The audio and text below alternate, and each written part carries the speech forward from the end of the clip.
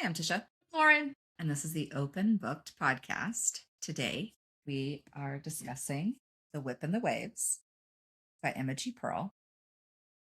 It's super cute. It's adorable and it's soft. Yeah, but first, what did you read this week, and what are you reading now?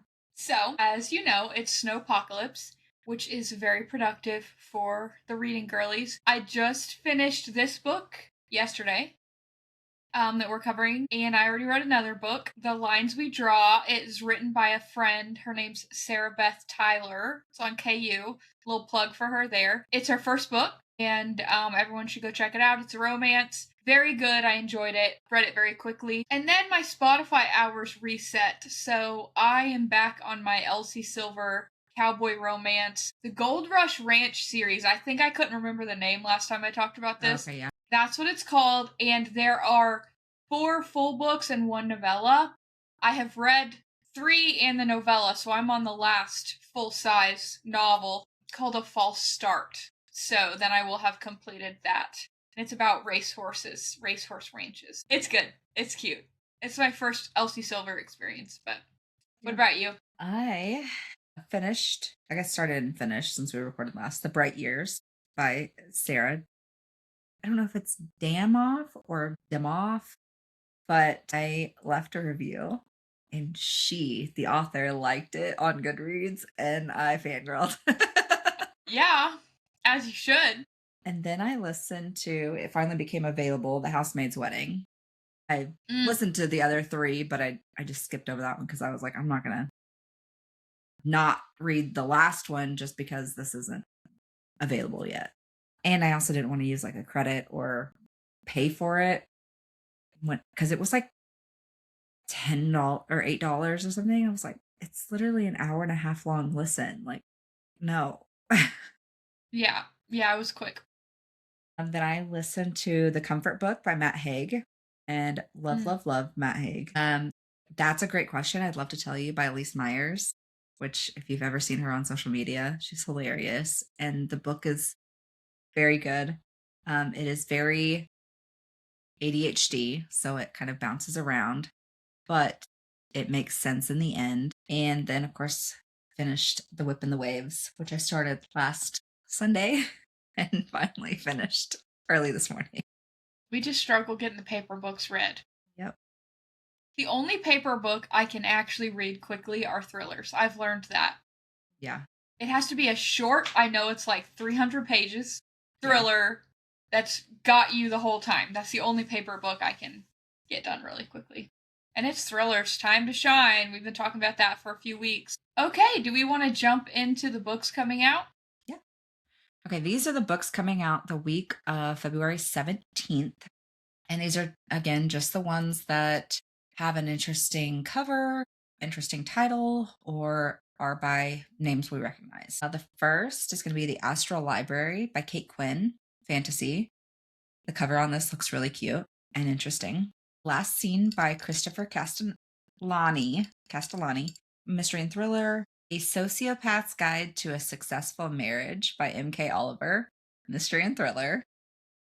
Cover has my attention. Yes. Everything Lost Returns by Sarah Dommett, historical fiction. Book of Forbidden Words by Louise Fane, historical fiction. Laws of Love and Logic by Deborah Curtis, romance. The Devil's Bible by Steve Barry, mystery and thriller. If Only You Knew by Ellie K. Wilde, sports romance. This one's cute and I've seen it everywhere as well. A Little Buzzed by, I don't know if it's Alice or Elise Murray, romance. Good Daughtering by Allison M. Alford, nonfiction. The title and cover of this one had me intrigued, and it seems kind of a historical nonfiction memoir thing. I'm not sure. When I Kill You by B.A. Paris, mystery and thriller. Agnes Aubert's Mystical Cat Shelter by Heather Fawcett, fantasy. That one looked cute. These titles are getting fun. The Experimento by Maria J. Murillo, romance. I see what they did there. Yep. Adrift by Will Dean, mystery and thriller. Bad Asians by Lillian Lee, contemporary fiction. Half City by Kate Golden, romantasy. And this one cracked me up. I'm Not the Only Murderer in My Retirement Home by Fergus Craig. Mystery This and is giving thriller. Thursday Murder Club. That is fun. Yep. So lots more to offer on our list. And there's something for everybody. So definitely go check that out because there's a lot more that I didn't read off. Love it. Exciting stuff. Are we ready? Yeah. Yes and no. Okay. This is still fresh. I mean, I finished it yesterday. You finished it today. Mm-hmm. So lots to process. But Yes. yeah, let's dive in. See what I did there? Okay, spoilers if you haven't read The Whip and the Waves by Emma G. Pearl. We're going to go through the blurb, Yes. which she sent me on my phone. And if I mispronounce anything at this time, I'm doing my best, and we will confirm pronunciation later and fix it. Yeah. Okay. There is something magical about the Draken Sea. It's a sort of magic that steals young women from the land and offers them glimmering scaled tails and the promise of protection. Madame Marina has worked tirelessly to ensure the citizens of Caressa never learn about the mermaids of the Draca, and in her efforts, she's created the Lethal House of Whips, an organization posing as a brothel whose only duty is to guard the secrets of the sea. Newly appointed Winna takes a position on a merchant ship in order to infiltrate the sailors and parse out what they know of the creatures that lie beneath. Desperate to prove herself, her desire leads her directly into the arms of a handsome boatswain apprentice who offers her protection from the rest of the crew, if only she'll pretend to be his. As the two of them grow closer and their ruse morphs into reality, they learn that the secrets they keep are far deadlier than the game they play. Second in command, Thessa tackles the mercantile empire from the other end of the industry, assigned a wealthy merchant's household in order to manipulate him into partnering with the Whips. Her first sign of trouble barrels in when the obscenely beautiful ward of the merchant makes it her personal mission to remove Thessa from the estate. Thessa weasels into their trust. She uncovers much darker skeletons than merely skimming the books, and it soon becomes clear that she's had the wrong target all along. The trouble these young women face threatens not only to be the undoing of the Whips, but the bitter end to the magic of the Draken Sea. Neither knew, when swearing their vows to the house, that loyalty would be spilled just as easily as blood. This is a long one. Yeah, I definitely did not read that beforehand, but that sums it up really well. It does sum it up really well, and I really wish I would have read it before. I should have. I definitely read it at book club when we met her, Yeah. but I didn't read it again right before I started. Yeah. Okay, so what'd you think? I liked it. It was a little bit difficult, as are most books lately. I don't know if that's a me or a them thing. Probably a me thing, but it was a little difficult to get into just because I had to use my eyeballs, which always makes it harder because I'm easily distracted. But once I got into it, and I would say probably chapter 3, I started to kind of understand who everyone was and what was happening. I was definitely like interested. I had to read 36 to 40 pages a night to be able to get it finished in time. And the second night I got more pages read. So I was like, each night I was reading more of it. Yeah. I feel like anytime you read a novel that has a different world, we usually just say world building in general, it takes the first little bit of like, okay, this is their magic. Or you start to have those questions that you know get answered later, which I feel like happened in this book a lot. Mm-hmm. You know, you're starting to pick things up, figuring out who's who, what their roles are, get suspicious of certain people, and then it kind of all clicks and ties together in a nice little bow at the end. So I agree. Say by halfway, I felt pretty glued because I was like, the going back and forth, one of my notes, the going back and forth between the two storylines, at first I found a little bit like hard to follow, but once it clicked, it had me hooked because I'm like, well, Winna just had this altercation and we're left on red, but now we're going to Thessa and she's walking through a garden, you know, and I'm like, well, what about Winna? So you just want to keep reading to figure out. And I feel like that was, I'm sure, intentional and it worked. So yeah, I definitely enjoyed that. I think it worked really well going back and forth because, like you said, it did leave you kind of on edge, and you're like, okay, now I gotta know what happens next. Yeah, for sure. I thought the mermaid piece, which was the hardest thing for me to click for me, Mm-hmm. probably would have clicked sooner if I would have read the blurb right before instead of months ago. But the hardest thing for me to click was the whole mermaids. Mm-hmm. And it's just everybody has their own, just like vampires and every other Yeah. lore has their own spin on it. And this one was quite unique, which I like. Once it all clicked, I was like, oh, why didn't I figure that out sooner? Yeah. But I did like the way that mermaids were a thing. I feel like in every other mermaid type lore, they just are mermaids, and you don't ever Mm-hmm. get that how they become. Yeah. And so this was a really nice like backstory on the creation of mermaids, maybe Yeah. is the way to put it, and like how they come about, because they're like talking about mothers being mermaids, and you're like, okay, so they can reproduce, but then it like all starts to click. So, Yeah. anyways, Yeah. I think because they don't really talk about magic except for in the Draken Sea being mm-hmm. magical. So I think it was definitely interesting that the mermaids didn't have magic. But I feel like there was one moment where like there was a little bit of a magical element to it. So Mm-hmm. it's still kind of interesting because I'm like, could there be more?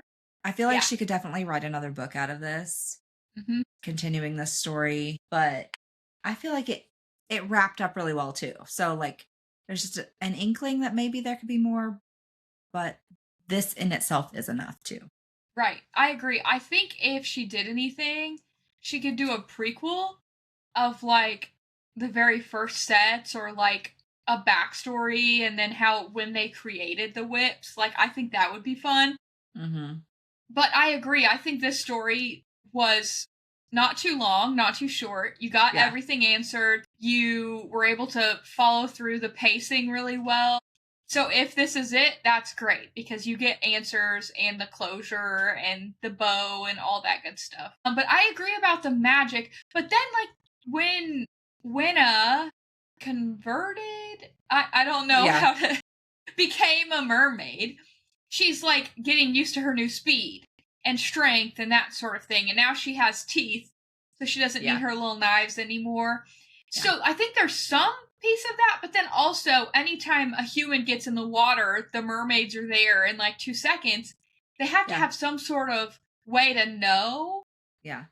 that could be part magical. I don't know. I would like to know a little bit more about that, probably. Yeah, because there's one time that one of them, I can't even remember, gets on the water and almost just calls out Hmm. with like her only breath that she has. And she says that a mermaid's there within seconds. Yeah. So, yeah, I know that they're always just kind of nearby. How close is nearby? Because they don't want to be Yeah. seen, but want to be close enough that they could help if needed. I don't know. Yeah. I also realized she has a map in here, which is delightful. Oh yeah, I remember seeing that at the beginning, but never like went back to it to reference because that definitely could have helped a couple of times. Especially when they're like out in the, yeah, like when she's traveling between and they're like, that's quite a walk. When Thessa is, Oh, from the Wool Hill Estate yeah, over to the Sin District. yes. The thing that tripped me up is I couldn't decide if it was a real brothel house or a fake brothel house. And then in the blurb, it talks about disguised as a brothel house, but there were still brothel like activities happening when they went. So I think it was, and then they just had like the secret espionage agents that people assumed were sex workers, Yeah. but they were tongue cutter outers. I will just say this. I knew Brennan was sus from the second. I was like, okay, this sounds cute, girl, but don't fall for it. And then she just Yeah. kept being like, when he started talking about a family, I was like, what the? This is a Red sailor flag. Red who is flag. money hungry. You've known for 3 days, sis. Obviously, I enjoyed the story of them, but I knew he was bad news bears. Oh, 100%. I kind of thought the captain was way more bad than he Oh, was. yeah. Yeah. So do you think he and Solomon had a relationship? I do. I actually wrote on this. Oh, yeah, this is fun, guys. This is how I did my notes this time. Here's my favorite one. Pop off, Winna. when she does the thing at the end. This is what I Felix and Solomon gay. Felix seems really fucked up. Is he gonna kill himself? That's what I wrote. Yeah. And then he tells her, he's like, I know you took my Solomon from me. Yeah. So I was like, yeah, I think they were in a relationship. Yeah. And I'm sure on a boat, it was like a secret situation. Yeah. And then when he was talking about him, I thought it was a bird at first because he kept calling him the crow. There's my crow, trusted crow. And then when they introduced him as Solomon, and I'm like, oh, it's a dude up there watching out. Got it. In the crow's nest. In the crow's nest. Yeah, that's a me problem, I know, but thought it was funny. Yeah. Do you think Solomon knew about the mermaids before and he was surprised by her coming out and knowing about them? Yes, I think he knew the whole time. He wasn't a talker. I didn't think Solomon had to die. Yeah. But I think that's for the plot he had to. For the book to get to where it got, he had to. But I think he knew the whole time. Yeah, I definitely thought that was the case. And I felt really bad because Winna did, and she should have felt guilty because like she questions herself over and over. She's like, but did he have to? And like you said, for the plot, yes, but in reality, he did not. They could have found a way. And like you said, he's not a talker. Who would he talk to? Felix?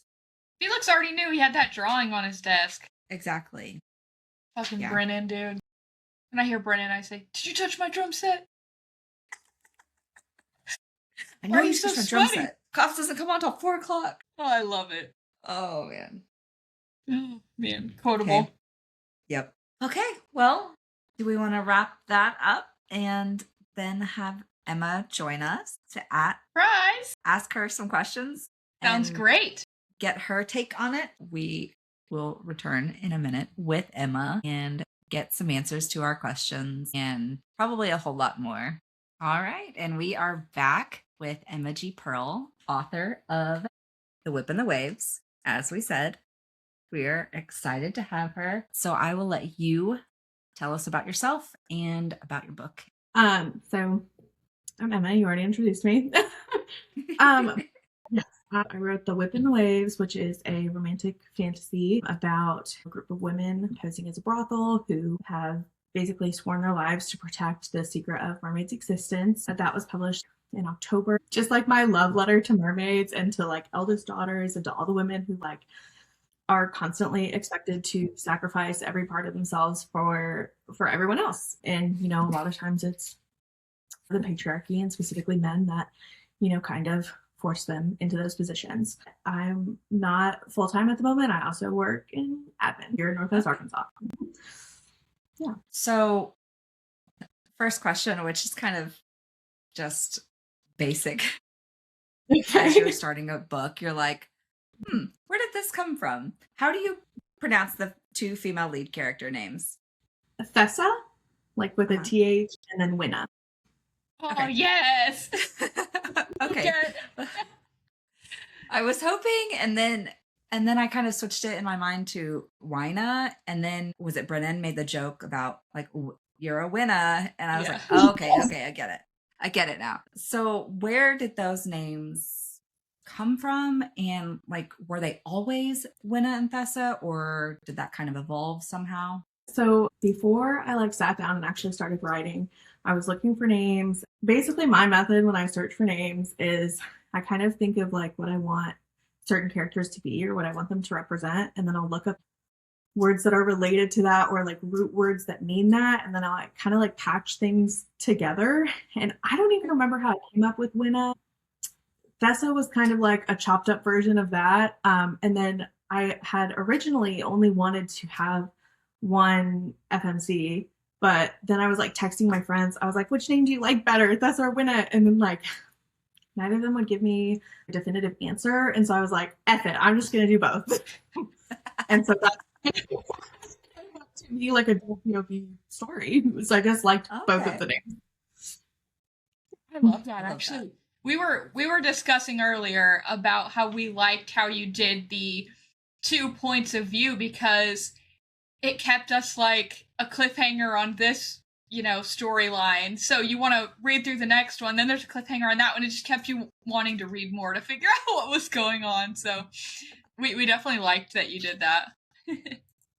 I'm so glad. I know like multiple can be kind of like a mixed review, and some people don't like it because they feel like it interrupts the momentum of the story, but I felt it was important. Yeah. Yeah, I feel like it increases the momentum. Yeah, we definitely enjoyed that. What is your actually I know you said you work here, which by the way, everyone listening, we met at a book club in Northwest Arkansas called the TBR Society. Shout out to our monthly book club here. So we are all local to Northwest Arkansas. But I know you said you mentioned that you work full time still. So what is your writing process like, balancing work, writing a book, probably reading books yourself? What does your time look like? It's it can be definitely tough. Like I'm currently working on like a companion novel to this, and I told myself when I started in November that I was going to be done drafting by January, and I'm only 20% done. So it's just not working out how I wanted it to work out. I am thankful to have a job at the moment where we're kind of in our like slow season. So like when I am on phone duty and I have to answer the phone, but the phone's not ringing a lot, I have projects up on my computer. If it's not at work, which don't tell my bosses, I hope they're not listening, but if it's not at work in the evenings a lot, I bought myself like a little laptop stand so I would be motivated to like do it in bed, which I know some people say you're not supposed to do. But yes, I do it there. And then in terms of reading, I have an audiobook going every time I'm in my car. I have my Kindle app up on my phone at my desk at work. And then my friends and I just have occasional days where we say we're going to read and we talk the whole time. But Yeah, I understand. Yep, we get it. We get that intimately. That's impressive, though, balancing all of that. yeah, thank you. Yeah. Because my attention never wants to be on one thing, so I have to have like 8 different things going on. Yep, I get it. As you worked through different drafts, were there parts of either story that shifted in a way you weren't expecting, or that you were more excited to kind of deepen that story? I know that a lot of writing advice will tell you not to do this, but I am a edit as I go type of person. Like I'll finish a part and then I'll go back and fix that part. Like I have to write chronologically. I have to like edit as I go, which is why, sometimes it takes me a little bit longer for some things, which I'm okay with. So the part that I was most excited to like really dive into was like the relationship between Winna and Brennan, and I was really excited to like get to the end of like Winna's storyline, just because I feel like the whole time I'm questioning, am I representing Brennan right?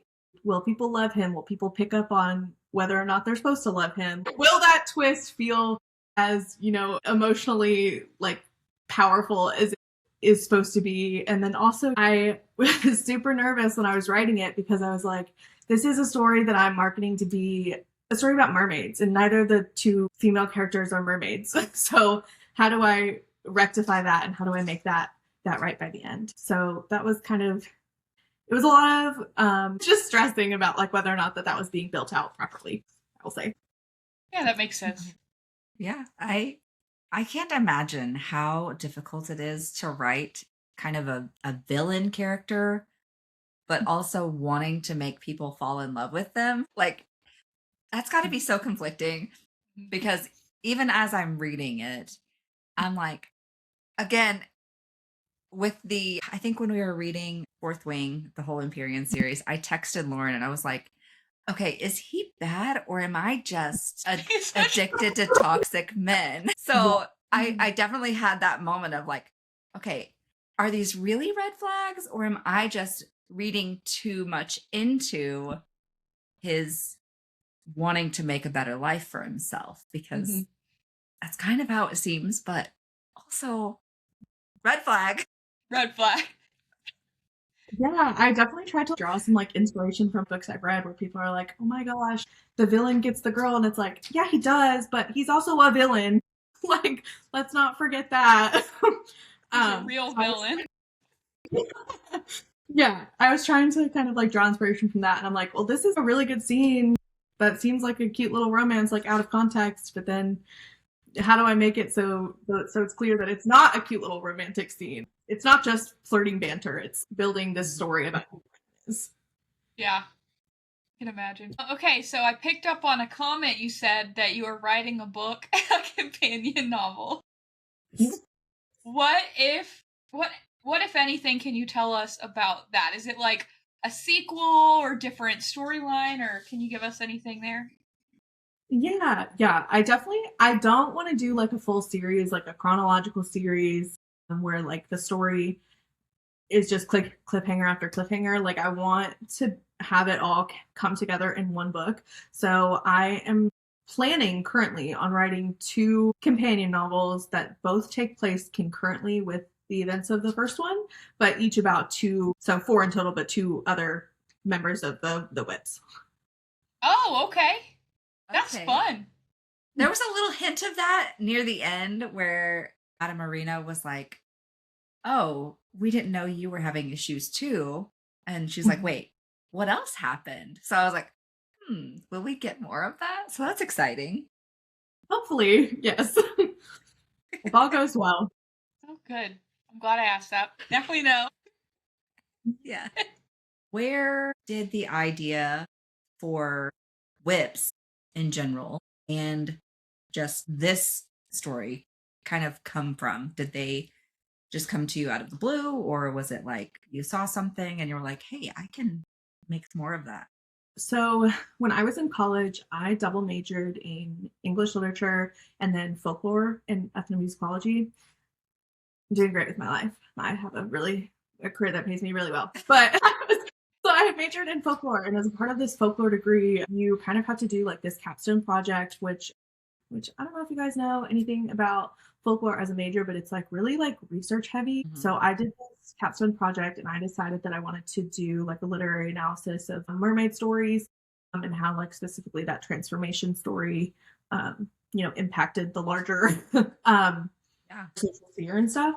But in the research for that project, I came across this article that was talking about how in the 17th century, mermaid was actually a term that people used to refer to sex workers. I just thought that was really interesting. And I was like, I kind of want to explore more of that link between those two. And like, what if they are the sex workers, but they're also just, the shield between that and real mermaids. Okay. It's interesting. Yeah, I love that. Yeah, I didn't know that at all. Learn something new every day. The only thing I know about like any majoring in, and I don't even know if it's mythology, I'm not sure what she majored in, but it's from Piper CJ on TikTok. She's like, I have a doctorate in blah blah blah, and I'm like, and she's making videos on TikTok. She's probably killing I definitely it. Interesting field of study, but yeah, I try not to be like, this is my credentials, like let me leave now. Yeah, I think she has her master's in it. I just got a bachelor's degree, so I didn't go as far as she did, but yeah, I think it's similar. I'm not sure like exactly how it compares. I went to IU, so I don't know how their program compares to like that master's program that she did, but yeah, it's I didn't know it existed until I got to like to the IU campus. That's fun. Okay, so when you're writing, are you like type A, outline, I know exactly what's going to happen, or do you just kind of fly by the seat of your pants? It's definitely a little bit of both, probably more towards the outline. Like depending on the type of book it is, I also write some romances under a pen name, and those kind of shape out a little bit differently than the fantasy ones. But for the fantasy ones, I like to kind of like come up with the concept first, then build the world, and then do like a step by step of like, in general, I want this to happen, which I put into like a spreadsheet, and then from the spreadsheet, I kind of try to like build it out more. And a lot of times it changes from that spreadsheet just because, coming up with like certain details like from the seat of your pants, and you just want those to be bigger than they are, so then you have to go back and rework everything. So I'm definitely combination of the two for sure. Yeah, that makes sense. We're gonna have to ask you offline for your pen name if you want to share it for the romance. The pen name is Blake Grace, and I would say like my magnum opus romance is Honeymoon Manor. It's a standalone Love Island inspired romance that follows 4 couples filming a reality TV show. Oh, that sounds fun. Okay. Is it on KU? It is, yes. Hey. Got my Kindle. Right here, logging in. Love it. You mentioned, and I mean, we already knew from the story that mermaid is kind of a derogatory term for sex workers. Was it a pre-planned thing, or was it kind of brought in later that you would not depict sex scenes in the book? My original intention when I was writing the story was to have it fall into the YA category. So I didn't want it to have anything explicit like on page. I still think it's appropriate for YA audiences, like young adult audiences, but I also feel like just the themes, it's kind of like more in the YA new adult like crossover territory. Yeah. Appropriate for adults, but also appropriate for kids. But yeah, I'm not shy about depicting like sex in my works at all. And all of my romances are like high heat, like sex romances. But I feel like in this story in particular, especially sex involving a man is not something that meant to be praised in this time, just because I didn't want to devote any pages or time to a man's pleasure in this book. I just didn't. I didn't even want to write a redeemable man in this book, so I didn't. Since Yeah. Not trying to go all like just like man hatey, but I just didn't think it was appropriate for this book. Yeah, no, I understand. It makes sense, yeah. Yeah, you had a different goal in mind for this book. Yes. Okay. What is a book that you've read the most times? Oh my gosh. I go back probably like every year or so and reread the Vampire Academy series by Michelle Mead. I don't know if you guys have read that. It's like one of my all-time favorite series. I don't know that it holds up as an adult. When I was a teenager, I loved it, and I still love the story even now. And also like the spin-off series that she did for that. I reread those all the time. I've probably read them 7 times in my life so far. Hey, no hate here. I've read Onyx Storm like 6 times. Same. In a year. It's unhealthy. Yeah. To a car Onyx Storm, so I'm scared to go back to it. Yeah, that definitely could be triggering. I think I'm probably about to go into my 6th or 7th reread of Reminders of Him before the movie comes out, so I get it. Yeah. That's how his comfort reads. Yes, for sure. Is there any advice you would give to your younger self, either as an author or just as a woman? Yeah. Let me think for just a second. That's a good question. I would say that the biggest thing that I would tell myself or anybody younger is to really trust your gut. I know self-doubt is so big and you have all these instincts and things that you think, but you kind of talk yourself out of them. I would say, in the writing sense, absolutely trust your gut. Don't listen to every piece of writing advice you'll get from anybody else.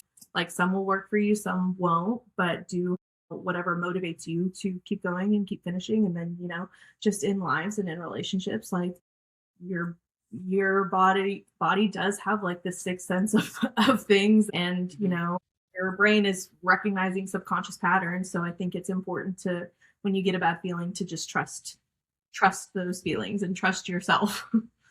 Love that. That's great advice. For me too. I know some 20 and 30-year-olds that need that advice. Sure. I have to remind myself all the time.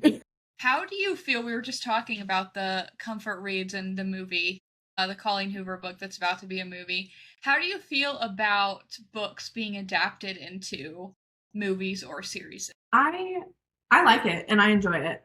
I enjoy watching them. I think it's, just important to be aware of what it means to have something adapted into a movie or a series. I love them, and I feel like even when they're not faithful representations of the book, they can really be enjoyed. But I try not to go into any movie thinking this is going to be like exactly what I held in my hands, because it's definitely not. Yeah. But I love them, and I love movies, and I have like a guilty pleasure for like really, really shitty movies. I love watching crappy movies, and I feel like a lot of adaptations turn into crappy movies, so they just make me like them more. I love that. Do you think books should only entertain, should educate, or a combination of both?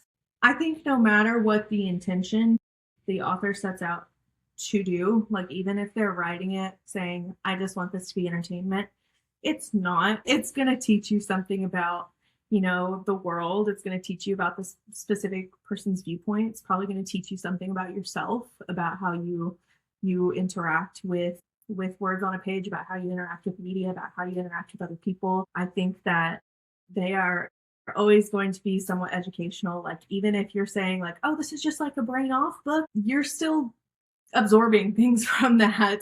You're still getting something from it, and still like learning about other people, and nothing exists in like this vacuum. There's always going to be biases that seep in, and it's kind of up to you as reader to address those and pick up on those. And like I don't think that you necessarily need to go into every single book with a pen in hand ready to take notes. Like if you don't want to do that, don't do that. But I definitely think that whether you want to or not, you are learning something while you're reading. Yeah.